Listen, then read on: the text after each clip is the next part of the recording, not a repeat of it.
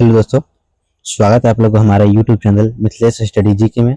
तो दोस्तों आज की वीडियो हम कवर करने वाले हैं पादप का इतिहास है दोस्तों 50 टॉप 50 दोस्तों पादप का इतिहास के टॉप 50 जीके एमसीक्यू दोस्तों इस वीडियो में हम लोग कवर करेंगे। तो दोस्तों आप लोग हमारे चैनल पर पहली बार आए हैं तो चैनल को सब्सक्राइब कीजिएगा, अपने दोस्त को शेयर कीजिएगा और दोस्तों वीडियो को लाइक कर दीजिएगा। तो आइए दोस्तों शुरू करते हैं। मेरा पहला क्वेश्चन है दोस्तों कि पौधों में क्या दोस्तों कि पौधों में प्रकाश संश्लेषण मुख्यतः किस अंग से होता है। तो पौधों में दोस्तों प्रकाश संश्लेषण जो होता है दोस्तों ये क्लोरोप्लास्ट से होता है। तो इसका राइट आंसर दोस्तों ऑप्शन नंबर बी के साथ दोस्तों क्लोरोप्लास्ट हो जाएगा। अगला प्रश्न है कि प्रकाश संश्लेषण क्या दोस्तों कि प्रकाश संश्लेषण में ऑक्सीजन किससे प्राप्त होती है। तो प्रकाश संश्लेषण में दोस्तों ऑक्सीजन जल से प्राप्त करती है। तो इसका राइट आंसर दोस्तों ऑप्शन नंबर सी के साथ जल हो जाएगा। अगला प्रश्न है कि पौधों में क्या दोस्तों कि पौधों में जल का परिवहन किस ऊतक द्वारा होता है। तो पौधों में दोस्तों जल का परिवहन ये जाइलम ऊतक से द्वारा होता है। तो इसका right answer option number B के साथ दोस्तों जाइलम हो जाएगा। अगला प्रश्न है कि पौधों में क्या दोस्तों कि पौधों में भोजन का परिवहन किसके द्वारा होता है। तो पौधों में दोस्तों भोजन का परिवहन होता है ये फ्लोएम के द्वारा। तो इसका राइट आंसर दोस्तों ऑप्शन नंबर बी के साथ दोस्तों फ्लोएम ऊतक हो जाएगा। अगला प्रश्न है कि वाष्पोत्सर्जन क्या दोस्तों कि वाष्पोत्सर्जन मुख्यतः किसके द्वारा होता है। तो वाष्पोत्सर्जन दोस्तों मुख्यतः ये रंध्र के द्वारा होता है। तो इसका right answer option number C के साथ रंध्र हो जाएगा। अगला प्रश्न है कि रंध्र क्या दोस्तों कि रंध्रों के खुलने और बंद होने की कौन सा नियंत्रण करता है। तो रंध्र को दोस्तों खुला और बंद होता है दोस्तों ये रक्षक कोशिकाएं जो नियंत्रण करती है। तो इसका राइट आंसर दोस्तों ऑप्शन नंबर ए के साथ दोस्तों रक्षक कोशिकाएं हो जाएगा। अगला प्रश्न है कि पौधों में क्या दोस्तों कि पौधों में जल का अवशोषण मुख्यतः किस भाग द्वारा होता है। तो पौधों में दोस्तों जल का अवशोषण होता है मूलरोम के द्वारा। तो इसका राइट आंसर दोस्तों ऑप्शन नंबर बी के साथ दोस्तों मूलरोम हो जाएगा। अगला प्रश्न है कि परासरण क्या दोस्तों कि परासरण जो है किसका संचलन है। तो परासरण दोस्तों इसका है जल का संचलन है दोस्तों। तो इसका राइट आंसर दोस्तों ऑप्शन नंबर बी के साथ दोस्तों जल का हो जाएगा। अगला प्रश्न है कि विसरण क्या दोस्तों विसरण में पदार्थ किस दिशा में जाता है। तो विसरण में दोस्तों पदार्थ यह जो है अधिक से कम सांद्रता में दिशा में जाता है दोस्तों। तो इसका राइट आंसर दोस्तों ऑप्शन नंबर बी के साथ अधिक कम सांद्रता होता है दोस्तों। अगला प्रश्न है कि पौधों में क्या दोस्तों कि पौधों में वृद्धि के लिए प्रमुख हार्मोन कौन सा है।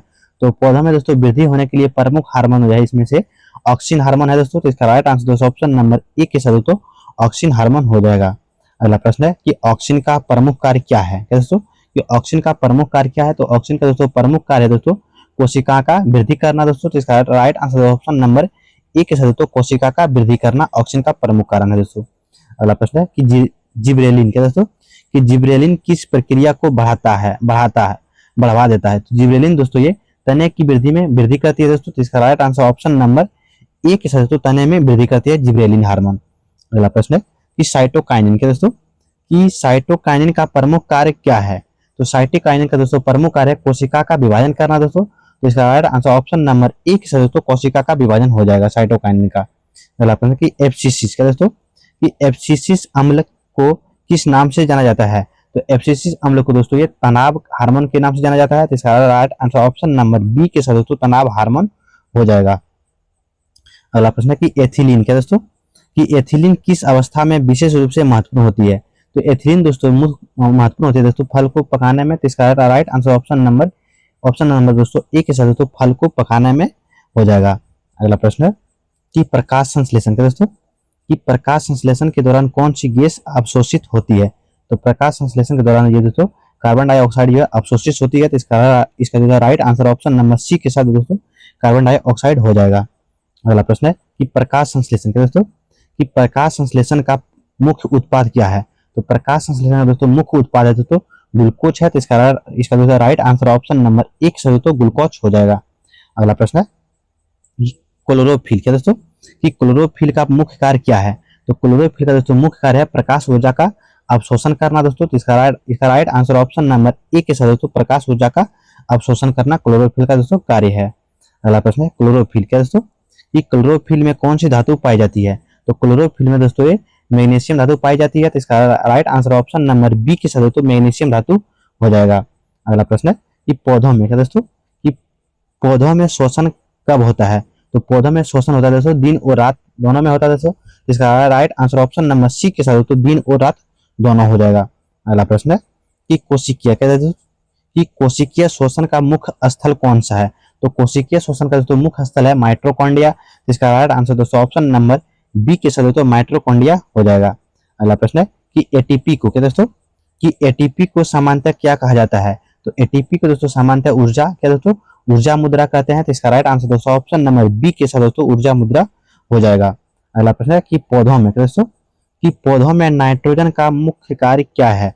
तो पौधों में दोस्तों नाइट्रोजन का मुख्य कार्य है दोस्तों प्रोटीन का निर्माण करना। तो इसका राइट आंसर दोस्तों ऑप्शन नंबर ए के साथ दोस्तों प्रोटीन का निर्माण करना हो जाएगा।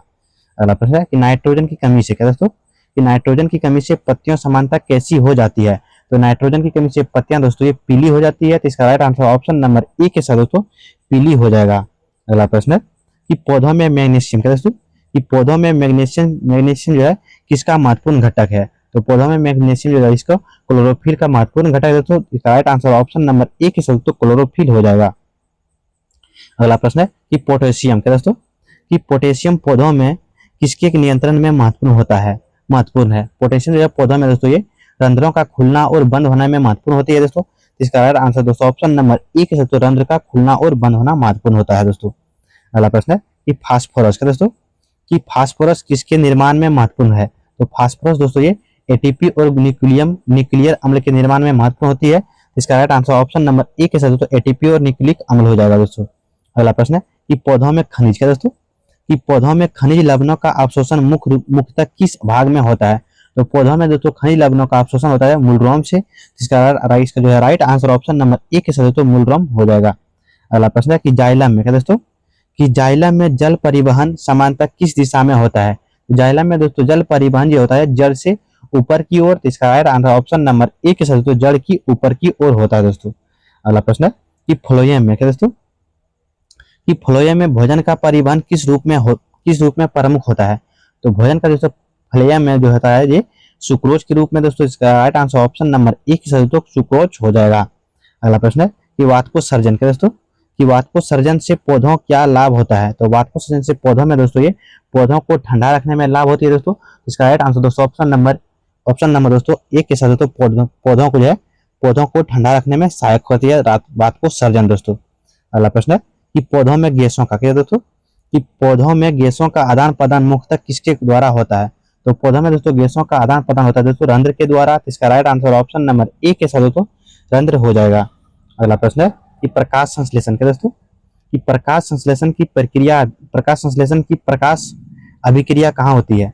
तो प्रकाश संश्लेषण की दोस्तों प्रकाश अभिक्रिया जो होती है दोस्तों ये कहाँ होती है दोस्तों, ग्राना यानी कि थाइलोकोलाइड झिल्ली में। इसका राइट आंसर दोस्तों ऑप्शन नंबर ए के साथ दोस्तों ग्राना या थाइलोकोलाइड झिल्ली में होती है दोस्तों। अगला प्रश्न है कि क्या दोस्तों केल्विन चक्र क्या दोस्तों, केल्विन चक्र कहाँ होता है। तो केल्विन चक्र दोस्तों ये होता है क्लोरोप्लास्ट के स्ट्रोमा में। तो इसका राइट आंसर दोस्तों ऑप्शन नंबर ए के साथ दोस्तों क्लोरोप्लास्ट के स्ट्रोमा में हो जाएगा। अगला प्रश्न है कि C4 क्या दोस्तों, कि C4 पौधा का उदाहरण कौन सा है। तो C4 पौधा का उदाहरण दोस्तों इसमें मक्का है। तो इसका राइट आंसर दोस्तों ऑप्शन नंबर ए के साथ दोस्तों मक्का हो जाएगा। अगला प्रश्न है कि CAM क्या दोस्तों, CAM पौधों का उदाहरण कौन सा है। तो CAM पौधों का उदाहरण दोस्तों कैक्टस है। तो इसका राइट आंसर दोस्तों ऑप्शन नंबर ए के साथ दोस्तों कैक्टस हो जाएगा। अगला प्रश्न है कि प्रकाश की ओर क्या दोस्तों, कि प्रकाश की ओर पौधों की वृद्धि को क्या कहते हैं। तो प्रकाश की ओर पौधों की वृद्धि को कहते हैं दोस्तों प्रकाशानुवर्तन। इसका राइट आंसर दोस्तों ऑप्शन नंबर ए के साथ दोस्तों प्रकाशानुवर्तन कहते हैं दोस्तों। अगला प्रश्न है कि जड़ों का गुरुत्वाकर्षण क्या दोस्तों, कि जड़ों का गुरुत्वाकर्षण की दिशा में बढ़ना क्या कहलाता है। जड़ों की गुरुत्वाकर्षण दिशा में बढ़ना दोस्तों धनात्मक गुरुत्वाकर्षण कहते हैं दोस्तों। इसका राइट आंसर दोस्तों ऑप्शन नंबर ए के साथ धनात्मक गुरुत्वाकर्षण हो जाएगा दोस्तों। अगला प्रश्न है कि परागण क्या दोस्तों, कि परागण के बाद पौधों में किसका निर्माण होता है। तो परागण के बाद पौधों में दोस्तों ये बीज का निर्माण होता है। तो इसका right answer option number A के साथ दोस्तों बीज हो जाएगा। अगला प्रश्न है कि बीज के अंकुरन क्या दोस्तों, कि बीज के अंकुरन के लिए आवश्यक प्रमुख कारण कौन से हैं। तो बीज के अंकुरन के लिए आवश्यक प्रमुख कारण है दोस्तों जल और ऑक्सीजन और उचित तापमान। तो इसका right answer option number A के साथ जल, ऑक्सीजन और उचित तापमान हो जाएगा दोस्तों।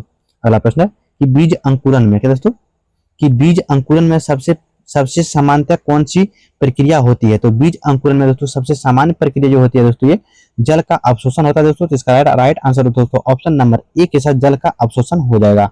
अगला प्रश्न है कि पौधों में वृद्धि क्या दोस्तों, कि पौधों में वृद्धि का अध्ययन क्या कहलाता है। तो पौधों में वृद्धि का अध्ययन दोस्तों ये कहते हैं पादप कायिका कहते हैं। तो इसका राइट आंसर दोस्तों ऑप्शन नंबर ए के साथ दोस्तों पादप कायिका हो जाएगा। अगला प्रश्न है कि जल में क्या दोस्तों क्या दोस्तों पौधों में जल क्या दोस्तों कि पौधों में जल के ऊपर चढ़ने में कौन सा बल महत्वपूर्ण होती है। तो पौधों में दोस्तों जल जो है ऊपर चढ़ने में कौन सा बल महत्वपूर्ण होती है, तो वाष्पोत्सर्जन खिंचाव जो है बल जो है महत्वपूर्ण होती है। तो इसका राइट आंसर दोस्तों ऑप्शन नंबर ए के साथ दोस्तों वाष्पोत्सर्जन खिंचाव के कारण होता है दोस्तों। अगला प्रश्न कि जाइलम में क्या दोस्तों कि जाइलम में जल के ऊपर उठने की व्याख्या किस सिद्धांत की ओर जाती है।